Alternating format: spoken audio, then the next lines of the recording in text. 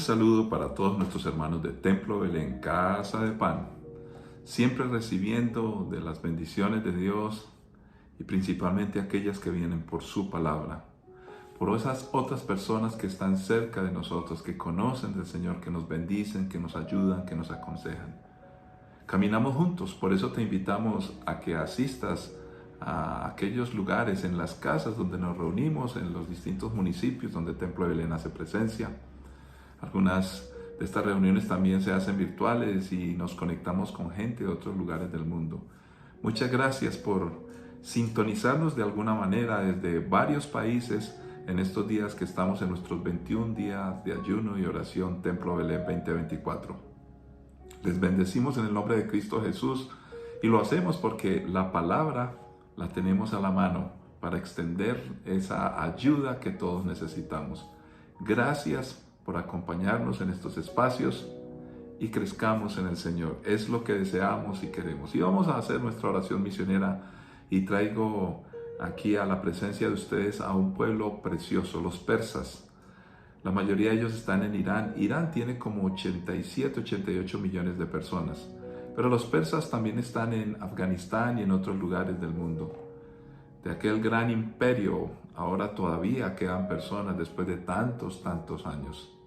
Pero necesitan conocer del Señor. Oremos por las iglesias. El cristianismo está creciendo en estos lugares de manera increíble a pesar de la persecución. Oremos para que los creyentes estén fuertes en el Señor a pesar de la persecución, para que los obreros transculturales que tenemos allí puedan hacer la obra de la mejor manera posible, que Dios los guarde y los proteja. Padre Santo, gracias, porque tu palabra llega a aquellos lugares donde no es fácil predicar el Evangelio, donde hay persecución, donde hay problemas.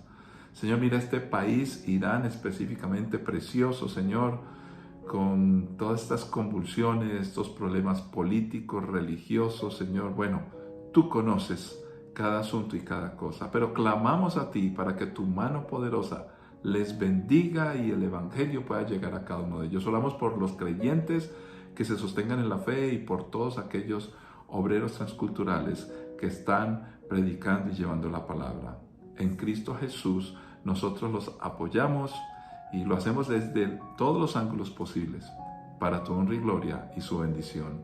En Cristo Jesús. Amén. Qué bueno es estudiar la palabra de Dios, que precisamente nos ayuda a entender cómo podemos en medio de las dificultades hacer lo que tenemos que hacer. Uno de los factores que nos generan estrés y que nos llevan a la inseguridad es precisamente encontrar la oposición, y oposición hay en todos los momentos y actos de la vida. A veces son las circunstancias, pueden ser lo que creemos nosotros son nuestras incapacidades. A veces hay personas que se oponen y por supuesto que también espiritualmente surgen algunas dificultades. Pero Dios tiene una respuesta para ese problema. Éxodo 4:10 en adelante. Leeremos hasta el versículo 17. Pero Moisés rogó al Señor: Oh Señor, no tengo facilidad de palabra. Nunca la tuve, ni siquiera ahora que tú me has hablado. Se me traba la lengua y se me enredan las palabras. Entonces el Señor le preguntó: ¿Quién forma la boca de una persona? ¿Quién decide que una persona hable o no hable, que oiga o no oiga, que vea o no vea? ¿Acaso no soy yo el Señor?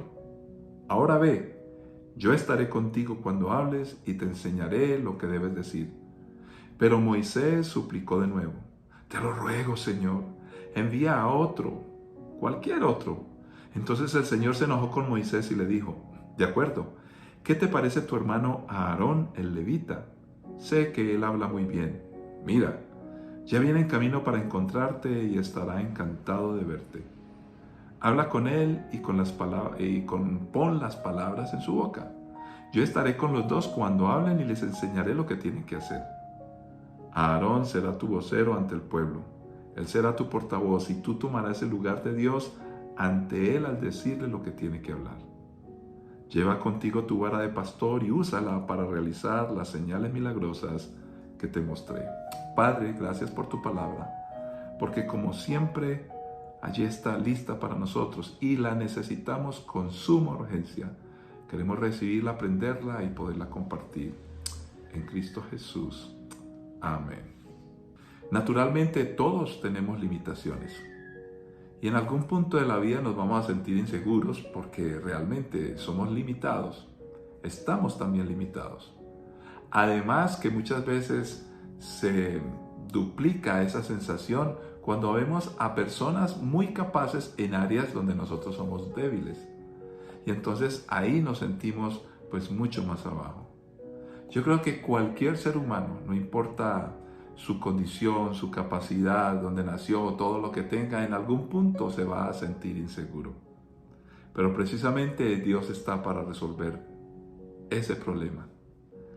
Y fíjese que en esta historia es interesante notar que Moisés ya había visto el poder de Dios. Ya Dios se le había aparecido en la zarza, lo había llamado, le había dicho, tengo una tarea para ti. Él le pregunta, ¿quién eres tú? ¿Cómo te va a presentar? Dios dice, yo soy el que soy.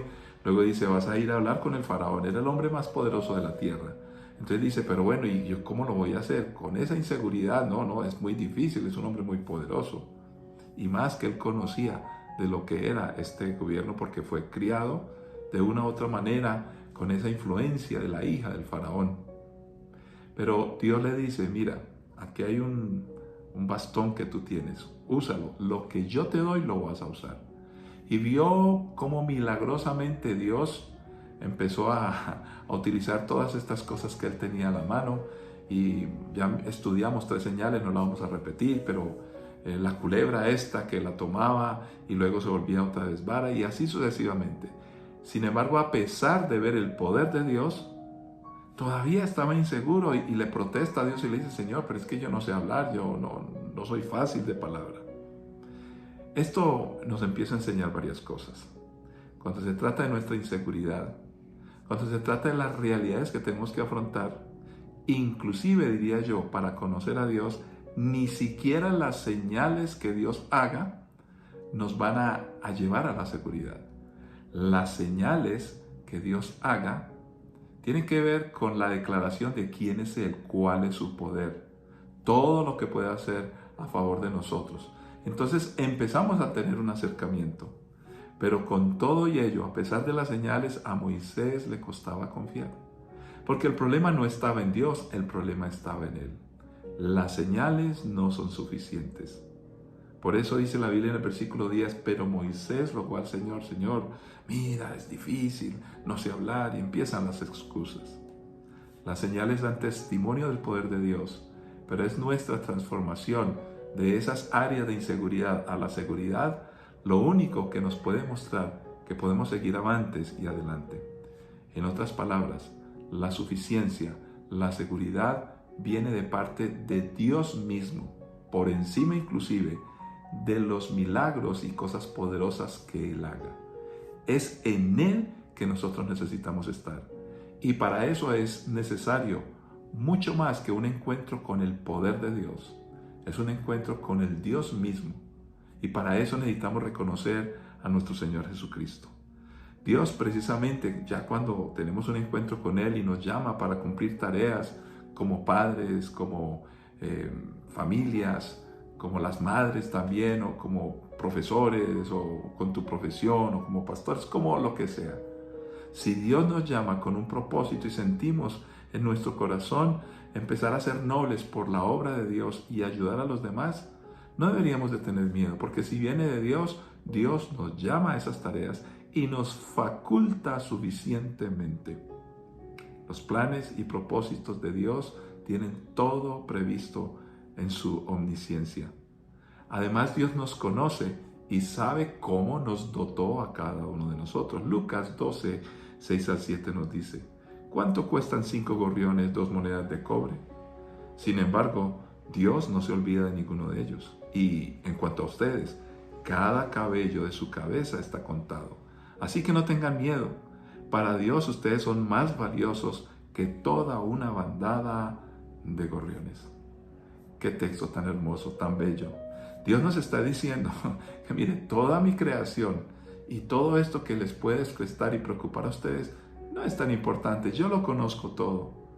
Ustedes son tan especiales para mí que cada uno de sus cabellos está contado. Pero hay más. El Salmo 139, 1 al 6 nos dice: Oh Señor, has examinado mi corazón y sabes todo acerca de mí. Sabes cuándo me siento y cuándo me levanto. Conoces mis pensamientos aun cuando me encuentro lejos. Me ves cuando viajo y cuando descanso en casa. Sabes todo lo que hago. Sabes lo que voy a decir incluso antes de que lo diga, Señor. Vas delante y detrás de mí. Pones tu mano de bendición sobre mi cabeza. Semejante conocimiento es demasiado maravilloso para mí. Es tan elevado que no puedo entenderlo. Este es uno de los salmos más conocidos y reconfortantes. Dios nos conoce perfectamente. Todo lo tiene previsto en ti y en mí. Esto es bastante abrumador cuando entendemos esa delicadeza y esa personalización en la atención que Dios nos tiene hacia nosotros. Tal vez todos nosotros en algún punto, con todo el sentido común humano, nos sintamos tan vulnerables. Algunos porque nacemos en una cuna de pobreza tremenda, otros porque tenemos algunos defectos, qué sé yo, o incapacidades en algunas áreas de la vida, o eso es lo que creemos. O sencillamente las circunstancias en el mundo están tan complicadas que nos hacen tener temor de una u otra manera. Y sin embargo, cuando Dios nos trata personalmente y nos dice algo como lo que nos narra este salmo, pues es demasiado grande, por lo menos para mí. Y a la vez eso me debe fortalecer para confiar en el Señor. Pero no es solamente eso lo que nos enseña este precioso salmo. Adelantémonos un poco. Versículos 13 al 16. Tú creaste las delicadas partes internas de mi cuerpo y me entretejiste en el vientre de mi madre. Gracias por hacerme tan maravillosamente complejo. Tu fino trabajo es maravilloso, lo sé muy bien. Tú me observabas mientras iba cobrando forma en secreto, mientras se entretejían mis partes en la oscuridad de la matriz. Me viste antes de que naciera. Cada día de mi vida estaba registrado en tu libro. Cada momento fue diseñado antes de que un solo día pasara. El salmista nos está declarando su propia experiencia. Y de esa manera, simplemente, cuando leemos este texto y le oramos al Señor, le podemos decir: oh Dios, tú me conoces también, tienes un propósito conmigo, quiero confiar en ti, Señor. Desde la mañana hasta la noche, lo que hay adelante, lo que hay atrás, cualquier circunstancia externa, interna o aún aquellos asuntos que todavía son un problema en mi vida. Oh, tú tienes una respuesta, Señor. En el nombre de Cristo Jesús, no debemos sentirnos inseguros. Es por eso, cuando decimos que nuestra seguridad es Dios mismo, pues antes el pueblo de Israel se podía acercar a Dios, pero a su poder, porque la presencia de Dios era vedada, no era permitida por la santidad de Dios. Pero Jesucristo ahora cumplió en lugar nuestro por la culpa que nosotros teníamos. Él asumió la responsabilidad. Y entonces, ahora siendo justificados, podemos acercarnos confiadamente al trono de la gracia. Y ya podemos otra vez recuperar esa imagen y semejanza de Dios. Y Él nos recibe con brazos abiertos. ¿Qué te preocupa? ¿Qué te perturba? ¿Qué áreas de tu vida te ponen en tanta inseguridad? Cuando miramos el caso de este hombre de Dios, Moisés, ¿realmente el problema era de Dios? ¿Por qué pedía tantos respaldos y tantas cosas, sabiendo que Dios había hecho cosas poderosas desde el nacimiento de Moisés? ¿O era más bien la inseguridad que él tenía, como la inseguridad que nosotros tenemos? Pues fíjese que primero ya entendemos que Dios está con nosotros. Segundo, Dios va a hacer lo que tenga que hacer. Y si nos ha llamado, nos va a respaldar. Nos dota con capacidades que a veces aún no hemos reconocido, o por lo menos las queremos usar bajo nuestra capacidad. Ofrezcámoslas a Dios, digámosle: Señor, ayúdame a hacerlo como tú quieres que yo lo desarrolle. Todos estos talentos que me diste, algunos que parecen pequeños, te sorprenderán cómo serán utilizados en las manos de Dios. Pero no solamente esto, Dios nos apoya de otra manera estratégica y de diseño. Gálatas 6, 1 al 3.